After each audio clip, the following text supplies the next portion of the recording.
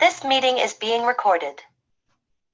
Hey everybody, welcome to another episode of the Dugout, Shipmate Self. I think this is episode number 7. And we're going to talk a little bit in this episode and our next episode about parenting. Tonight, we're going to talk a little bit about the perspective of being parented and how that went for Scott and I, and maybe some insights and ways to think about that. And then in a couple of weeks, we're going to bring on a couple of players who are young parents, and they're going to talk a little bit about some of the things they've faced and challenges. And so hopefully these 2 episodes will be really, really helpful. Just as a reminder, we love for you guys to share our podcast with other people. If you like it, click on the like button. Also have people subscribe. Again, that helps build the availability of our videos for other people to see. So and also, as Scott and I always say, please, if you got feedback for us, let us know what you'd like to hear about, what topics. If you have any ways that you'd like us to do things differently, we'll try to incorporate it. But I don't know if Scott and I will change that much, but we'll see. But anyway, I wanted to talk a little bit about, what it was like to be parented myself. And I think as I grew up, I felt like I had a really happy, relatively good childhood, but I also realized as a young adult trying to figure out things that I didn't get everything I needed. And I think there was parts of me that was really frustrated that, hey, these people that brought me into this world weren't as skilled as I had hoped, or left some things out. I'll give you some example. My dad was a very stoic man and didn't give me a lot of words. And things like learning how to shave, how to relate to women, those were not his wheelhouse. So I just didn't get a lot in those areas. So those are a couple of examples. And Scott, I'm wondering from your perspective, were there ways that you saw things you got from your father and things you didn't? Maybe talk a little bit about that. Well, and what you said, Jocko, how that affects someone might say, well, what does it matter if he didn't show you how to shave and he didn't show you, some other things. But why that is a big deal, buddy, is because with a young man, so say, I mean, it doesn't matter it does matter what age, but anywhere from the age of 10, and these vary, but 10 to 14, it's a source of embarrassment and shame when you don't know certain things. I did anyway. I don't know about you, but that's why it is big. Like, hey, those little things do matter. A handshake matters. Like how to learn how to shake hands. And I'll share this little bit of a story, but it really caught me off guard on what I found out about myself. I shook a guy's hand one time. I don't remember how old I was. I was fairly young. I mean, in the manhood journey, of course, must have been, I have no idea how old I was. Let's just say 12 to 14. But I shook this guy's hand and I really gripped his hand hard and I looked him in the eyes and he was so impressed. He said, wow, who taught you that handshake? And I told him my grandfather did. Okay, here's what's weird. I got pretty close to my grandfather later in life, which was a blessing, but I shook my grandfather's hand one time later in life, and he had a limp handshake. I lied about it.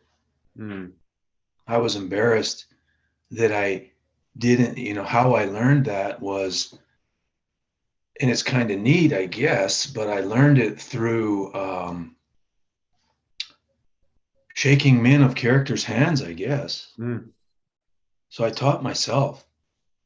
But there was when I shook my grandfather's hand, it was so strange because I found out I lied about it. I was ashamed. And I'd been lying about things like that for a long time. And why I lied is because I so desperately wanted to be able to connect with men and my name, and you know what I mean? And so like Justin Jock, that's a name, that's a son of a father, that's supposed to be sacred. And and not knocking our dads, like you and I talked about, we wouldn't do that, but share some things.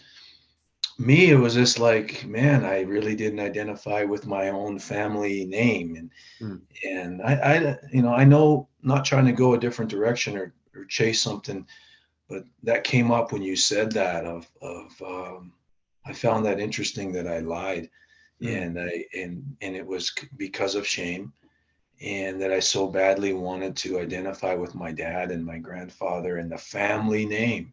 I never had that, and it has set off kind of how my story goes.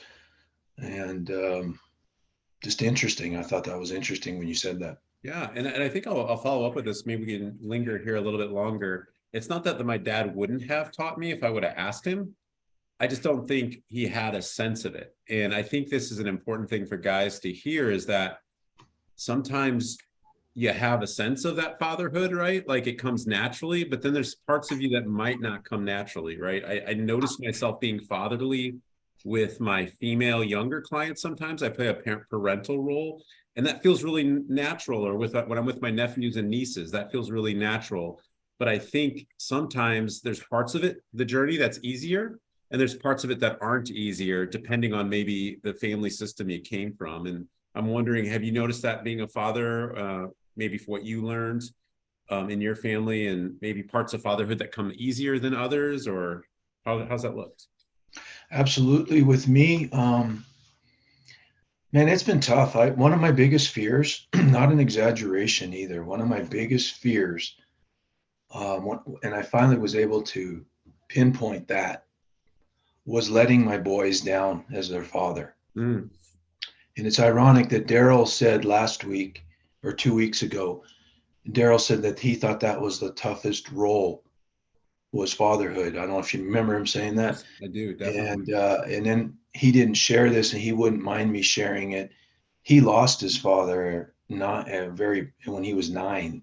Mm, So that was a guy growing up without a dad, Um, with me, that was my biggest fear, and the biggest fear was because, and this is where my story goes quickly. I grew up. I had young parents. My mom had me, and I might butcher this, but she was young. I mean, my mom was 19 years old and had 2 babies. mm, My dad left the scene when I was about 1.5. Um, and his story is kind of, filled with some tragedy and some things there, but he was kind of out of the loop. But I saw him, he was in and out, but at a young age, I think I needed to really connect with him. And then my stepdad came into the scene. I was fairly young. He, he's still in my life now. Well, they're both in my life now, but um, going that way, that's my story. So that's the backdrop of what I kind of came out of. Not real solid father stuff. I learned a mm, lot from watching. So back to the fear thing. mm. Because of that story, I was scared that I would. You know what? It's funny. I was scared that my boys would feel like I felt, Mm. and I didn't want that. And how did I feel? The shame stuff, the not, and this was, understand this. This was unintentional stuff. A lot of my pain and things came that wasn't intentional. No one set out to hurt me. That's when it gets really toxic, and some guys will deal with that. I Yes. didn't deal with that. Mine was unintentional, but it's like, what is that quote you and I threw out? I heard this one, but it's like death by 1,000 cuts, Mm, like it just gnaws at you. And so it's very painful still to deal, the shotgun blast or the stab and the small cuts, they're both painful. And man, your story is so key to this, on your personal story on how you raise your children. And but that fear was there. It was the biggest fear of all the things, of my career, of coaching, of being a husband. This was worse than that. These boys came along, and it was the best day and the worst day of my life. mm, And the best day because they came into the world. I'm a dad. I mean, that is amazing. And I mean, I'll never forget it. It's ingrained. I can see them both being born. I was in there when they were born. Saw them both, like, I mean, I had a front row seat. This was action, and it was pretty amazing experience. Worst day though is because life became a lot different. The game changed. These two young boys are relying on me to show up every day and be their dad. And here's the fear. I had no tools, Jocko. I had no idea. I never had it modeled. I don't say that to blame, hey, poor me. I had it modeled. And so I was scared because I thought, I can't blow this, man. And that's why it was the best day and the worst day, because, hey, buddy, these two young boys in your life, and you're going to have a huge role, a huge say in how they grow as young men, as you and I both know. And I think I want to make sure we linger on this a little longer. One of the things that I've learned from you, and I think is one of the most important things you can do with parenting, is to apologize to your kids, right? And I think it's such a rare thing. I don't know if it's a cultural thing. I know when I was raised in the Midwest, parents just never apologized. But to have that honest conversation that I'm not perfect and I can make mistakes, it does a couple of things. It helps heal because they maybe have some sort of a wound, and you're able to kind of pour some medicine in there and say, hey guys, I effed up. I didn't do it perfect. And this could be like a couple of times in the moment or later in life, right, as they grow up. But the other thing is it then models to them that they can be wrong with their kids and they can apologize. And that's to their significant others, to people in their lives, right? That it's okay to not be perfect and it's okay to make things right. And so I think you've told me that multiple times, and I think it's really good for our guys to hear that that's an important part of being a dad, is to mess up and to own it. Huge, buddy. And I talked to a friend of mine one time, a mentor of mine, and he's in his 80s, and boy, it's so key to have those guys in your life no matter what. But it's so key to have those guys in your life even more if you didn't have the relationship with your dad that would have been more beneficial, But what you were saying, I asked him one time, like, it's got to be tough. He was dealing with a question: how do you honor your parents? And so even some religions like Christianity, for one, talks about that, and others do too, that you honor your parents. Yeah. You know what I mean? Then I thought, how do you honor your parents if, and let's talk more specifically about the dad, because parents, of course, mom and dad, but let's just talk about dad. How do you honor a dad that didn't show up for you, didn't do this, didn't do that? And how about the guys that got abused? How about the physical abuse, which brings in a whole nother thing, And so how do you honor that? And he struggled with that. And so he didn't have that in his life, but he was trying to figure out, how does that make sense? He was dealing with a young woman, I think, in kind of a counseling situation. She was sexually abused, physically abused. And he was like, how does she even begin to honor a parent? And then it came to him. He said, by forgiving them. And I thought, wow, that was powerful to me. So no matter how bad a relationship could be, you take the step and forgive them, and it's honoring them, to say, hey, I'm gonna grow through this. And I don't like saying letting go, but in a way, I guess, for lack of a better word, letting go of that and working through that, and getting on the other side of that. And that was powerful for me, because I think my whole life, buddy, up until like 4 or 5 years ago, I hung on to the hope that my dad would just reach back and there would be a magical, all the way up to like 4 or 5 years ago, I think, some magical healing and a bonding, and I'm your boy, you're my, and then what was good though is that through forgiving, I realized that it's probably not going to happen, but it wasn't this will never happen. It was, hey, man, there's a chance that this never happens. So what do you do with that? And then I thought, well, I forgive. And then this was amazing. How about I reach back? You know, how about I be the one that reaches back to him? And that's where I'm at right now, is like, I'm going to be responsible for being a grown man and do the right thing. And but it's hard, man. When it's your dad, buddy, as you and I well know, it's hard. I mean, there's a lot of anger that goes with it. So I'll throw that back to you. There's a lot of stuff that, I mean, think about it. You do have a right to be pissed in a way, you know? You do. Yeah. And I think you're identifying something that's so important. The idea that, you might need to work through some stuff, right? You might need to see a therapist and work through some of the family trauma, right? So not just skipping to like, oh, my dad didn't get what he needs, so it's okay. You know what I mean? That's kind of bypassing. And what you're talking about is feeling the anger, feeling the disappointment, feeling the hurt, feeling the shame, and then processing it, maybe making sense of it in some way, and then forgiving, and then allowing yourself to maybe reach back out in love and honor your dad in a way. And it reminds me of a story that you and I both talk about quite a bit. So one person that Scott and I have read some is Dr. Wayne Dyer.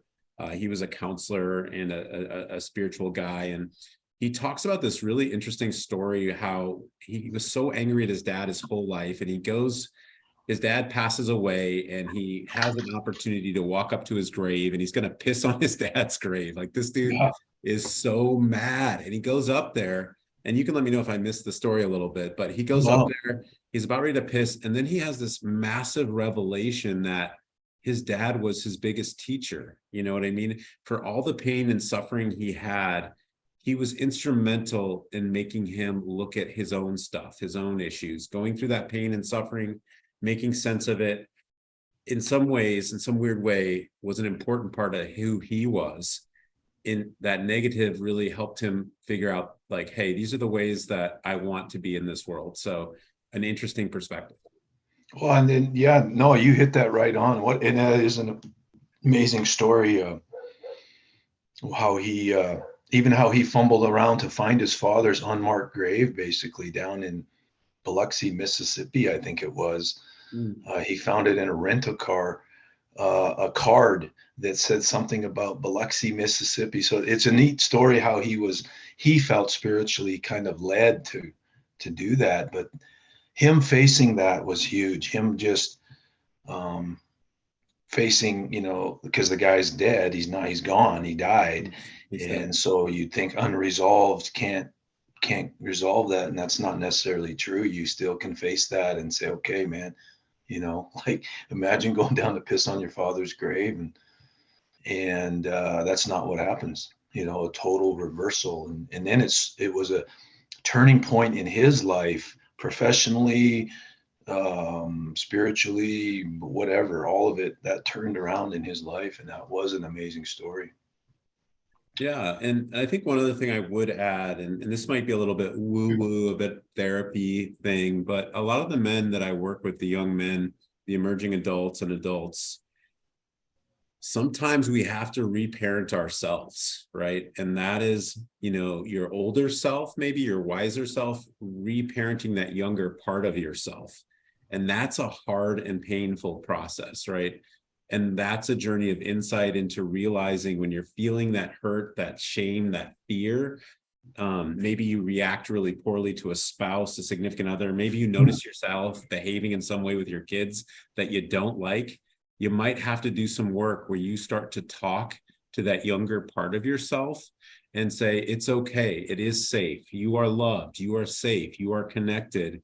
And really, I even have some of my clients write letters to their younger self and start this really active process of reparenting that younger part of themselves. And that's a hard process. They don't like doing it. Often they don't write the letters. It takes me multiple sessions.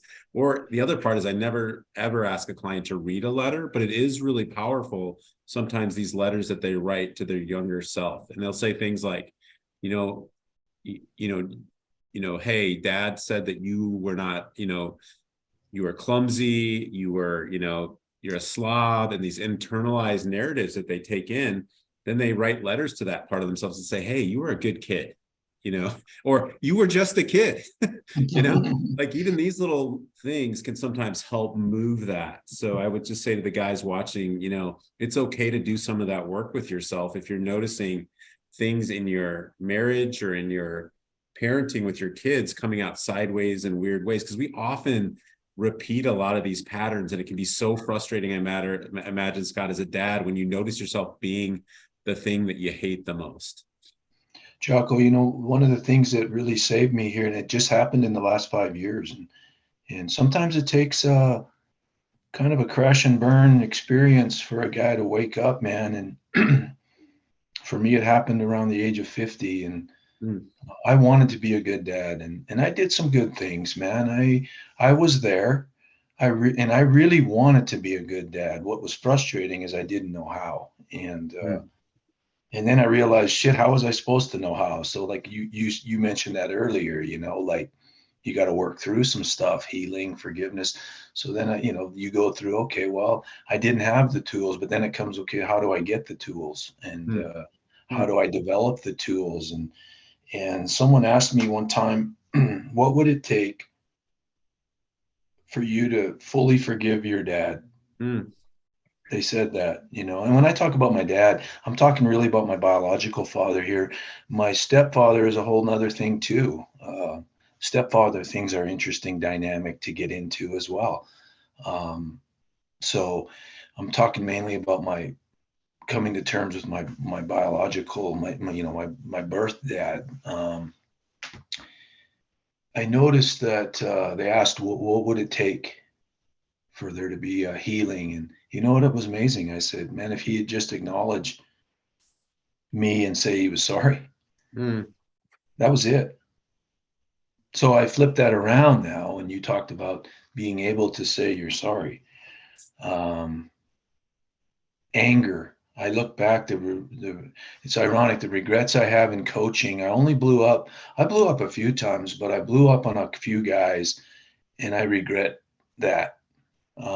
I've had guys tell me that, oh, some good came out of that. And I'm like, no, you know what came out of it is I ruined a relationship, or I damaged a relationship. And I can name those guys right now. I think about them often because nothing good came out of my anger. Well, I did that in my parenting. I blew up a few times on my boys, and my whole point was I didn't want them to become assholes, and I wanted them to be functioning people. I wanted them to know the difference of the right and the wrong, and the best thing to do. And so I meant well, but I didn't have the tools per se, so my methods were off. And anger is never good. I'm just telling you, in parenting, it's okay to feel the anger and want to kick your son's ass for what he's done, because what he's done is stupid. but to be able to come alongside him, because I've noticed, and explain to him, because I've noticed, and then your sons and daughters are different. I mean, one son's going to take it one way, one son's going to take it the other way. One daughter might take, I never was a father of a daughter, so I can't really speak to that because it is different. I mean, you can't treat a son and a daughter the same way. They're female and male, and I'm not saying treat one way. You got to one worse and one better. Is find out how to treat this situation with the different sexes. But with me, anger was in there. But what was amazing, at 50 and not in a good place, I just came alongside with tears in my eyes and went up to my wife, her included, which is a husband role, but she's in the ship, and just said, I'm sorry, man. And I asked them to tell me something I did that they really got confused and that I hurt them. And I wanted to hear it. And then I wanted to apologize. No questions asked. No, what if this, nothing. I just said, I need to be forgiven, man, for what I've done, And what's amazing, instant healing. Well, not instant, but instant start to healing, and relationships are better and better because I made that move, and it takes courage. I'm not patting myself on the back, but that's the most courage I've ever shown to face what I've done, I and think what I did. it's two things. It's courage and humility, right? Mm. Being humble enough to admit that. And I think what I also, when I think about like these ideas of tools, how do these guys that we're, talking to here get tools? And I think for me, often I had coaches along the way that kind of stepped in and played father roles. I've had many mentors along the way. So I think that sometimes that's a great way to have a corrective, healthy emotional experience if your dad's role wasn't that, right? Maybe he was, or part of that. And I think those people can become very helpful if you're a young father, or even if you're somebody that has older kids, right? Finding somebody, a mentor, a role model who you see in healthy relationship with their kids, and picking their brains, and maybe being courageous enough or humble enough to ask. And Scott, I'm wondering if you have any other tips for our guys about ways that you got tools, or things you might suggest for them. I don't mean to put Well, you on the spot. yeah, no, I do. I one of the keys for me, and I was just, as you said that, you just sparked one of my thoughts. So I might see if I can pull it up, and if I can't, um, I'll let it go. But so let's think. So, and this is where guys struggle. I think, not that we're going this way, but it's like trying to, roles. So you're like, for me, I was a coach. So there's a role, there's a coach. I'll write these down. I have to write these down. And then I'm a father. And then what else could we throw in there that you do? Like for you, you could throw in, because you do some coaching too, and you've been a coach athletically and for people in leadership, and trying to help people grow. But you could throw in therapists too in your roles of what you do. So you could list all those things that you do. You could be a boss of a business. So you list those things down. And I found this amazing, that when you screw this up, this makes it so, screwing up being, don't go and be your wife's therapist if you're a therapist. I mean, be her husband. Goes with the track of, I did this because so you find out something, you start to do a little bit better. So I started to become a little bit better of a coach.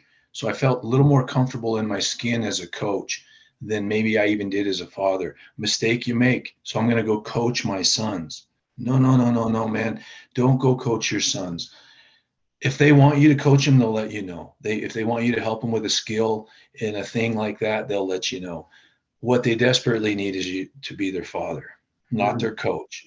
And how about this? You're at work and you grind your work. You can get the most out of your workers, man. And you treat them. They respect you, but you treat them a certain way. And don't be a boss with your kids. Mm. Don't do it, man. Be their father. Now here's the key. What does that mean? Because I noticed that with mine.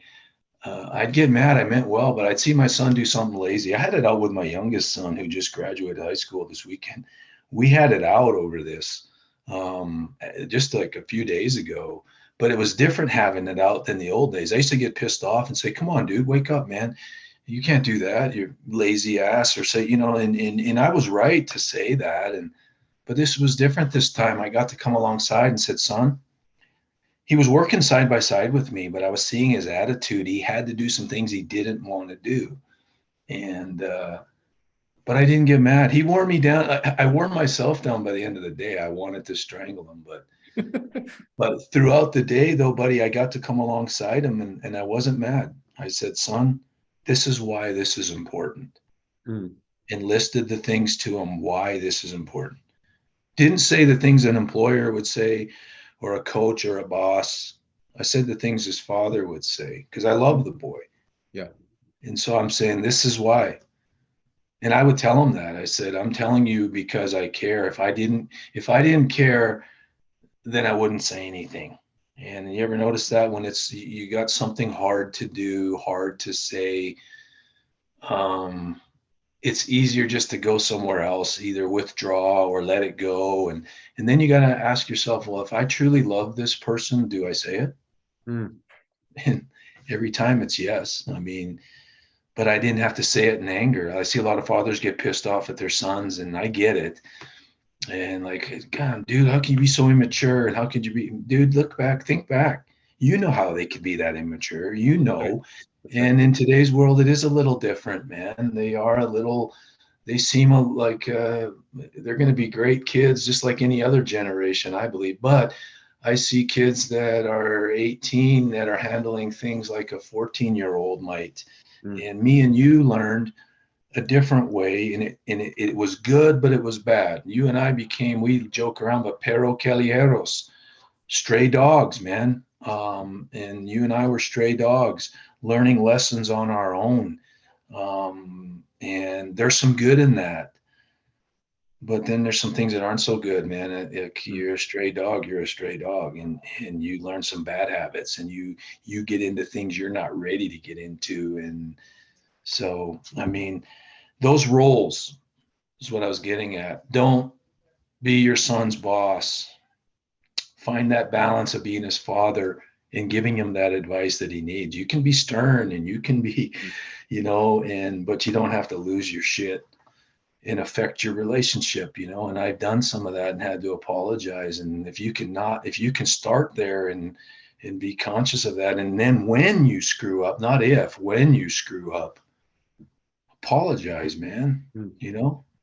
So Yeah. that's what I would say. Yeah. And I'm gonna wrap us up, but I wanted to just say what you said to me and what I heard, and that was this idea that, know your role, know which role you're playing. Give yourself some time to calm down before you engage that role if you're really upset. It's okay to be angry, but taking anger out and being emotional in the way that you're interacting often doesn't end well. And I think the other thing I would suggest too is that be interested in being a parent, right? Like if you're a dad, there's plenty of podcasts out there. There's plenty of books by smart people. Not all of it's great, but be interested. Ask a guy like Scott. Call Scott up. And I'm sorry, you're gonna get all these phone calls and texts now. No. But be interested in that role. And if you take pride in that or you want to get better at it, I think the thing that I've learned more over the years is that relationships take skills, right? Fatherhood takes skills, and you can learn those skills. Conflict resolution, right? Communication skills. These are all things as men that we can learn that we assume we already have, right? So if you're interested, you're passionate, you love your kid, you're noticing you're repeating patterns that you don't like about yourself, take time, slow down, and spend the time to learn whatever you like, right? Maybe it's texting one of us, emailing one of us, maybe it's listening to a podcast or reading a book, whatever it is. There's stuff out there, and you can get better if you take that time. So I look forward to before you close this, Jocko, I think guys need to hear some bits and pieces of our stories when we go to, when we go to our next podcast with a couple guests, with a couple other guys, because I think we have other stray dogs in the crowd, and how you can become a stray dog, and your story. I mean, there's a lot of neat things about your story that I think guys need to hear. And just on okay, because some people might assume, well, hey, Jocko's got it all together, man, and he's doing great, and he's doing, and he is. But I want to say, man, because I know you're like a younger brother to me, and I'm like, dude, I'm so proud of you and how you have dealt with and are dealing with your place in all this as a son who came through the system he came through, and look what he's doing. So it's hope, man. You know what I mean? It's like, hey, there's a way through this yes. without blaming. You might have to blame for a little, but you might as well get through that. And so I look forward to possibly going there when we can go there.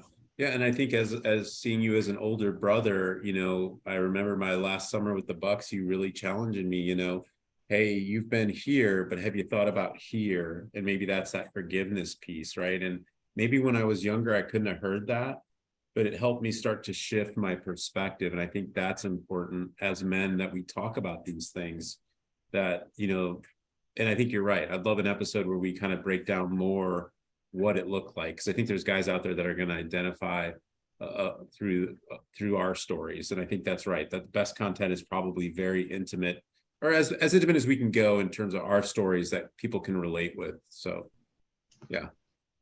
Awesome, buddy. Awesome, guys. Enjoyed it. Well, awesome. Great show tonight, Scott. And we will be back here in a couple of weeks. If you guys have any comments for us as usual, or if you have topics or feedback, we'd love to hear from you. Otherwise, we will see you here in a couple of weeks.